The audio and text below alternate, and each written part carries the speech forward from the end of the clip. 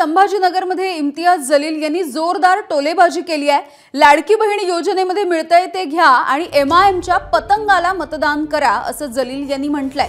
निवडणुकीच्या नंतर एकनाथ शिंदे स्कूटरवरती फिरणार, फडणवीस कोणाला लेफ्ट मागतील तर अजित पवार यांना पायी पायी चालावं लागेल असा टोला सुद्धा त्यांनी हाणलाय।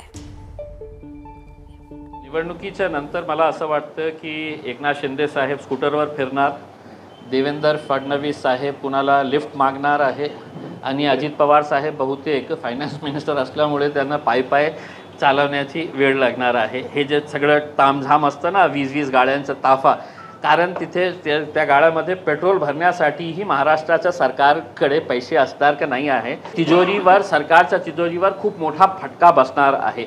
म्हणून आम्ही काय सांगतो की आमची जितकी बहिणे आहे त्यांनी जितकं लाड करून घ्यायचं आहे ते लाड करून घ्या, फक्त 2 महिन्यासाठी, आणि आपल्या भावाला सांगा की नाही 1,500 रुपये खूप कमी पडत आहे ना, कमीत कमी दिवाळीसाठी एक 5-5 हजार रुपये द्या बाबा। दिवाळी संपली तर सरकारचा दिवाला होणार आणि निवडणूक संपली तर लाड फाड काही राहणार नाही। एबीपी माझा, उघडा डोळे बघा नीट।